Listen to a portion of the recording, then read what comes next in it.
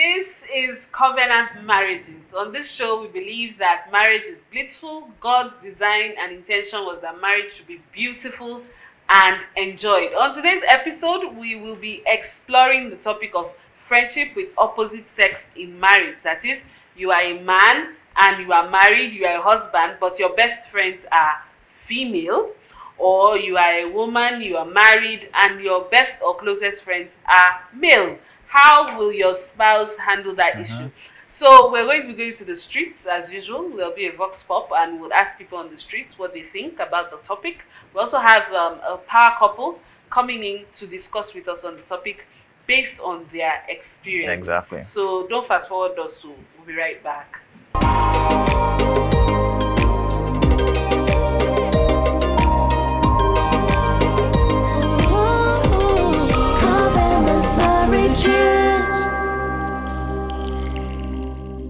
So welcome back to Covenant Marriages, and on today's show we'll be talking about friendships with the opposite sex in marriage. Like now, Tommy is my friend. How can his wife handle this our love? You are our friends. You are our friend.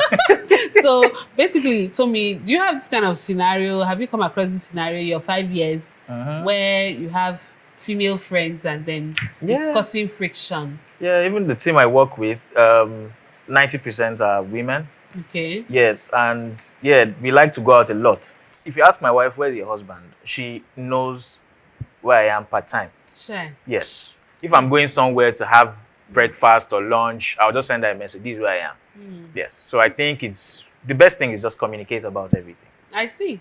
Okay, so today on the show, we have some guests who will be helping us with this issue.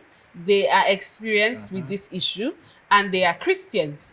And they will talk to us, they'll talk us through how they went through this experience in the journey of marriage. So you may make these friends before you enter marriage, or you may even meet them in the course of life, you know, during the marriage. How do you handle it?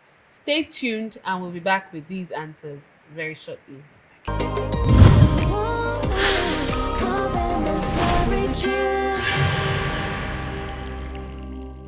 Hello and welcome back to Covenant Marriages. Our topic today is very, very interesting. Imagine you're married to a very black man, but and you have a best friend that has 6 or 8 packs.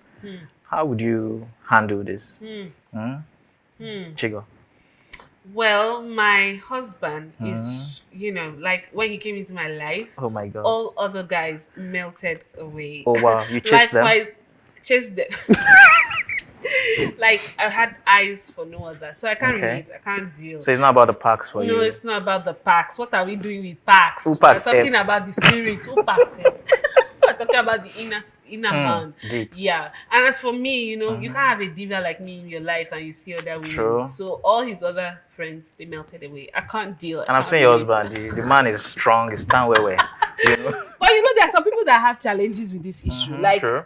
they can't deal, you know, they have someone who is closer to them than their spouse. Yeah. So Beautiful. this topic, there are many things inside. And I know our guests, they have real-time experience on this. So to do justice to this topic of if you can have friends outside, you know, your marriage, friends of the opposite sex, we have a power couple with us, the David Ashirus. They've been married for 15 years and they're blessed with children. The husband, Mr. David Ashiru, is a real estate investor and developer. Then his wife is a technology executive. Like in the IT space, in the tech space, she is a well-known person and a senior executive. Yeah. So they will be helping us to do justice to this topic. Quite excited because they have loads of experience with the topic. Thank you, and we'll be right back.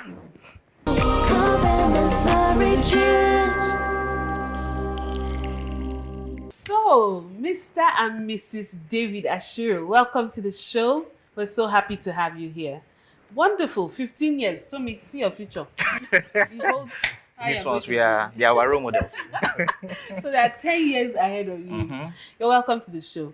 So today's topic, you know, that we are looking to you to help us, you know, tackle is the issue of having friends of the opposite sex in marriage. That is, Mr. Ashiru will now have this friend who is a lady, and she's probably, very hot looking.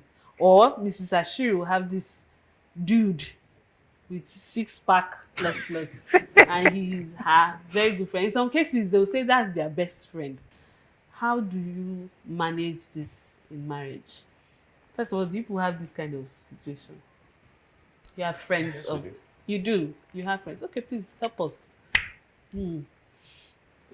All right. Thank you very much for having us. We're excited to be here. Um, Having friends of the opposite sex, I think it's inevitable because when you look at a friend, who's a friend? A friend is someone you trust, someone who has your back, someone you have like interests with.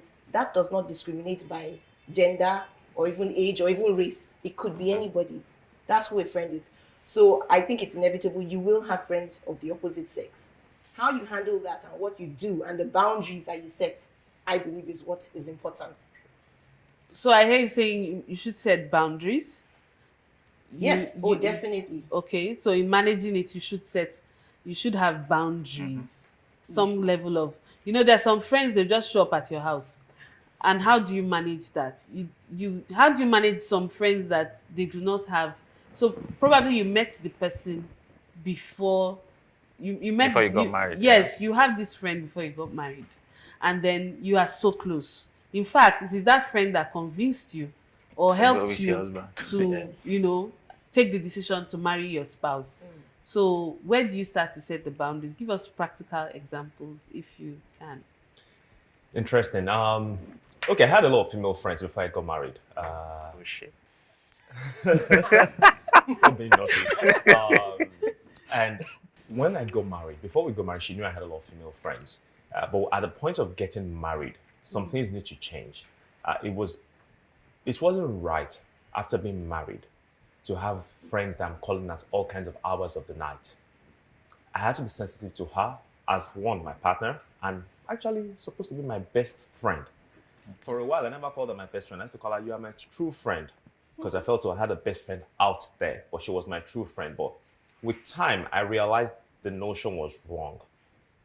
Your spouse is supposed to be not just your best friend, your true friend. At times, I actually say, in my own case, your only friend. The person that can look at you straight in the face and say, you're doing it wrong, you're getting it wrong. Boundaries would have to come in.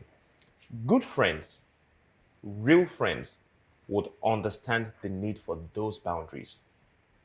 True friends will understand that you just don't say, what is it? This is now because you are married, we can't even call you anymore. They won't put your marriage under that microscope. They will understand that, look, it's a different world now.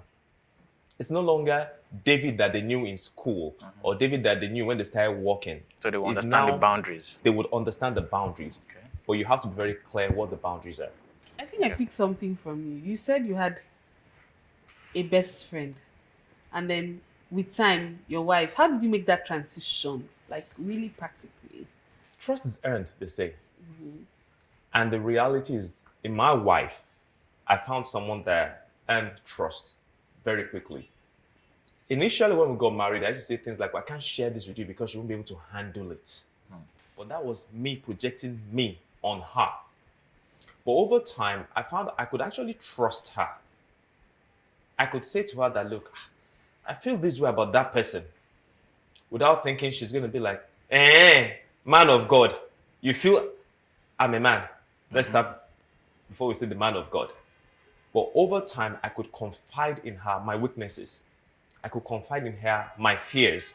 I could confide in her my concerns. Okay. And what that did is actually got us closer. So nowadays, there's hardly anything I don't tell her. Okay. Hardly anything.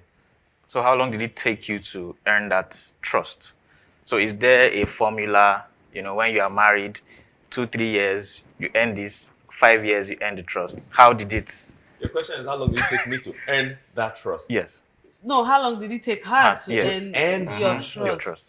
And then what role, on the back of that, I'd like to ask what role you played, because I think it's a choice in transiting from that, because you were telling her, I take it that you were telling her more and telling the other person less with time because she was earning your trust. So I don't know if you could throw light on. Okay, let me backtrack a bit. Okay. So we married over 15 years now, and then the social media, so to say, we had was Yahoo Messenger. Now I've had friends that we had each other or chatting each other up on Yahoo Messenger. That was the mode of communication. So for me, issues started coming up when my wife walks into the room and I change what I'm doing on Yahoo Messenger, or I change who I'm chatting with on Yahoo Messenger, or I close a window of the last chat I had with somebody on Yahoo Messenger. Or you clear it. Now, or clear it. Now, not because she was nosy, not because she was coming to say, what are you doing? But there was a check within you that said, should she read this? Would she be happy if she saw this? So in terms of earning or earning that trust, earlier on in marriage, we had some, what I would call personal skeletons that jumped out of the wardrobe. And they literally jumped out. And, you know, her maturity in handling it was what actually got me opening up to her. There were things being discovered. And I clearly remember her saying to me then that, but I asked you all these things before marriage. You told me this, you told me that, you told me that. Why did you tell me about this? And my normal is like, oh, I didn't think you could handle it. Which was strange. These were things that happened before we got married. But I still hid on that day. I don't think you could handle it. But the interesting thing is that, look, once you've tried or tasted chocolate, if you never had chocolate and you like chocolate, that taste, that experience of chocolate is always back, within you. So you know chocolate is not good for me. But that first experience of, oh, chocolate is nice, doesn't go away from you. It becomes a bad habit. But one thing she did over time is gave me the room required to become me, to become open, to become truthful. It was very clear that, look, I love you. I want you. Okay, hold that thought. Let's take a breather and then we'll go on the break and we'll be right back.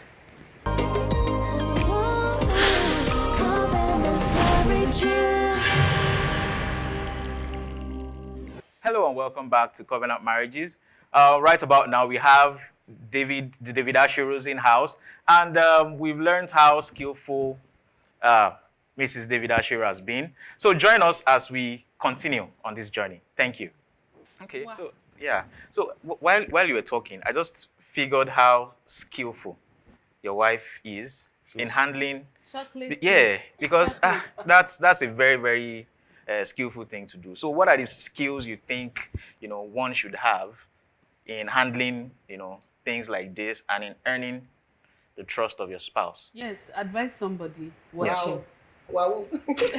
Well, because this is in hindsight, so I really didn't go in with any skills. Okay. So I can't boast that I had particular skills. But I think when you look at it, when you love someone, you really want to know them. You like them. True. You're interested in their well-being, and so that's not just the good, it's also the bad. And with marriage, it's not just the love, there is a sense of responsibility, commitment. True. And when you commit to something, you need to know that you have committed to it. And I think that commitment is one of the things that made me, ready to take the good, the bad, the ugly, and the one awesome. we know get me. So that really is it. So it wasn't any particular skill, it was just that love and commitment. So basically, you earn the trust. You must earn the trust of your partner, your spouse, and you must demonstrate commitment that you're all in, unconditionally. You are all in. And your spouse has a way of picking that up and seeing it and wanting to dive in more and more. The more you give, the more you receive. And we have, at the end of the day, beautiful, hot chocolate. So Michelle, are learning. Let me add something about friends, becoming friends. Friendship is built, you need time. So if you think about the friends you have, let's not even talk about your spouse, you spend time together or you talk or chat. So you have to be ready to invest in that to actually make your spouse your friend. So you have friends of the opposite sex, but if you're spending more time with those people, then those friendships will grow stronger than the ones that you have with your spouse. So there is deliberate, effort in putting time into it so that you guys can actually really become friends. That's important. So we Okay. must be intentional about it. Yeah, then I also want to ask, so I'm sure there are some do's and don'ts with opposite sex. Like, I mean, as a married person, you cannot call the opposite sex from maybe like 10, I believe. You shouldn't. So there are some rules like From that 60 and aha, one, you see? stay So there are some away. rules like that are not clear-cut rules, but, just for someone to get a sense of, okay, these are the things I believe I shouldn't do, just so that people can understand and, get a sense of what they should do. Because not everybody has the Yes. same orientation or Exactly. background. Some people 12 midnight. Not it's our Eh, house. it's our friend, It's you know. our friend. Probably from my perspective, I think, Tommy, you mentioned one of the key things. Okay. Boundaries around when you call. I think it's not right for you to have your wife beside you and you're calling a friend and that person is taking your attention at that particular point in time. I think another thing that I learned, which actually from personal experiences, okay, I said I had a lot of female friends as a single person, so I could buy anything for any of my friends when I was single. But interactively, what happened is when we got married, I tried to continue buying those things for my female friends. And then, she's smiling because I realized that she knows where I was going to. And so we had this trip, we traveled abroad. We traveled to holiday. And I bought some not so right items for a female friend. Wow. Wow. Your wife is skillful, sir. And at the end of the day, she found out about it the day I was trying to get it across to the person. I was like, what are these? I said, I just bought it for. And I've never bought them. Where are the scars? Show us the scars. Oh no, she's a very gentle lady. She's a lady in full. But the concept of understanding how what I did made her feel stopped. Okay. Because the idea was, look, why did we? There were a lot of questions to be asked. When did you have time to buy this? We were together a lot of times.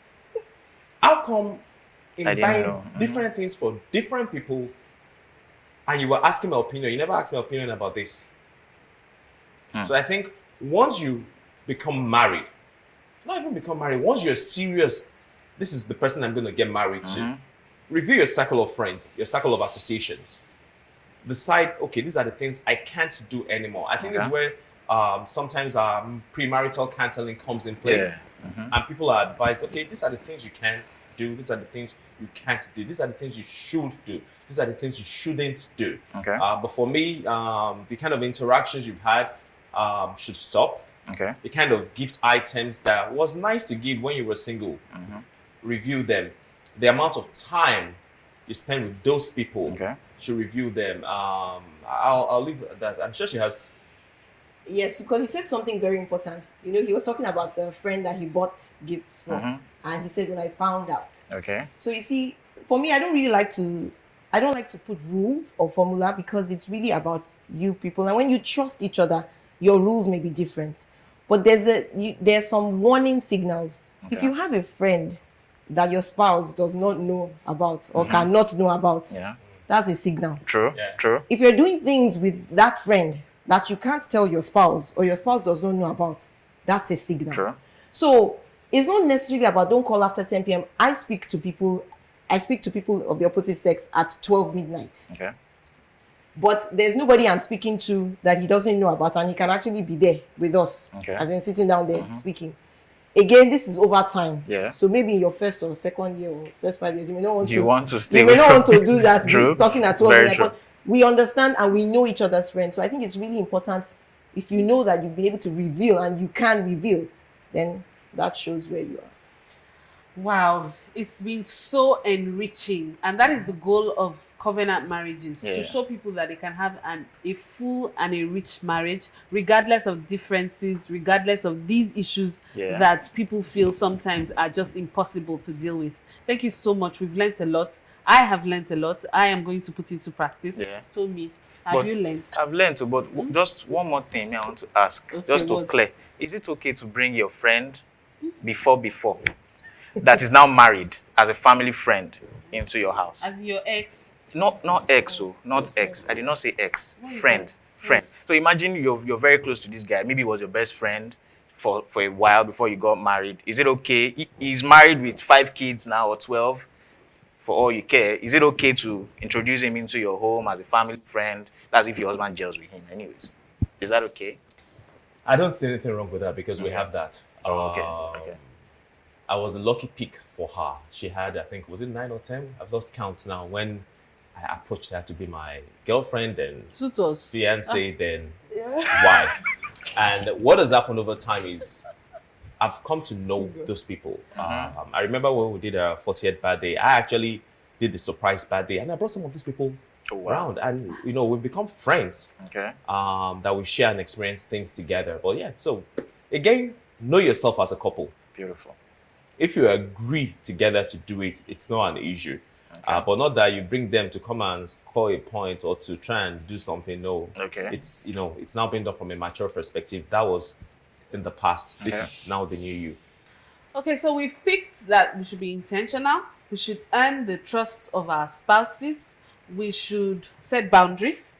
Do you have any final words for Our viewers. our viewers? Yes, I think it's inevitable that you will have a friend of the opposite sex apart from your spouse. What you need to ensure is that you invest more time in the friendship between you and your spouse than in the other friendships. And 2, don't hide anything. If there's anything that you have to hide about those friendships, that's a signal. Get out. True.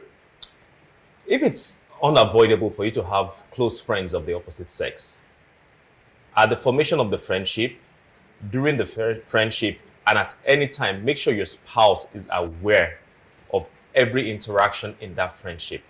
It's important. Thank you. Keep it open, y'all. Keep it really, really wide open. No secrets from your spouse. It's been wonderful having you with us. We pray that your marriage will continue to be richer for it. And we pray that when we call again, you will answer, because we know that there's plenty more experience where this one is coming from. Thank you so much for coming. Thank you. Now, for you, our viewers, don't fast forward us. So don't fast forward us. We'll be right back.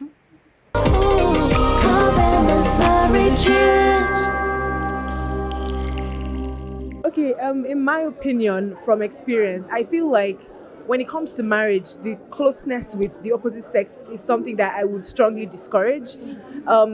If I'm going to have a close friend, my husband must be aware of that kind of relationship, must understand the history of that relationship. And I think the closest male friend to me has to be a family member, a cousin.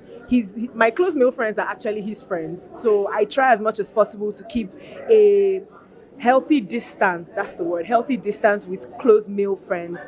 But I don't really have friends. He's my best friend, so. Okay, for me, I just think there should be a definition, so friendship, every friendship, there's a definition. So why are we friends? What are we friends for? Is it business? Is it pleasure? Is it to pray? No, there should just be a definition, basically. So this person is your friend. Okay, we come together to pray, not sharing gist that's happening in the marriage and all of that. But yeah, there should just be a definition. That's what I would say. All right, thank you. Yes, define it, but at the same time, especially with women, what I do is when he has female friends, I must understand the relationship, and sometimes I'm quick to advise him that this girl might be seeing it from a different angle and you're seeing it from a different angle. Yeah, so I think the key word is communication between both of us on what that friendship is about. So if we don't communicate and he thinks, oh, it's just prayer, and I'm thinking there's something more to this, my input is very important. So yes, thank you.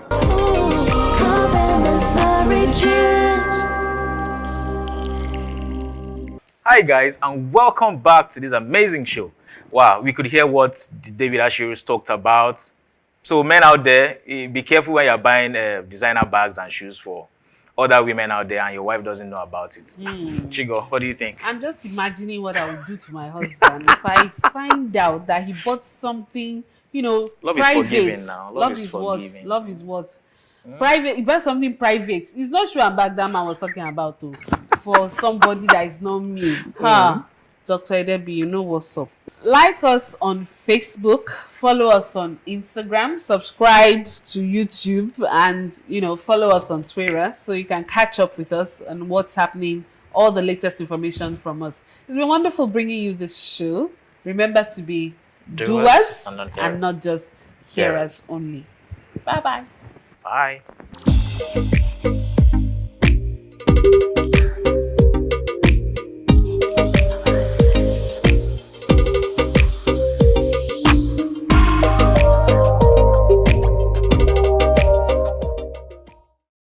Powered by Covenant Christian Center.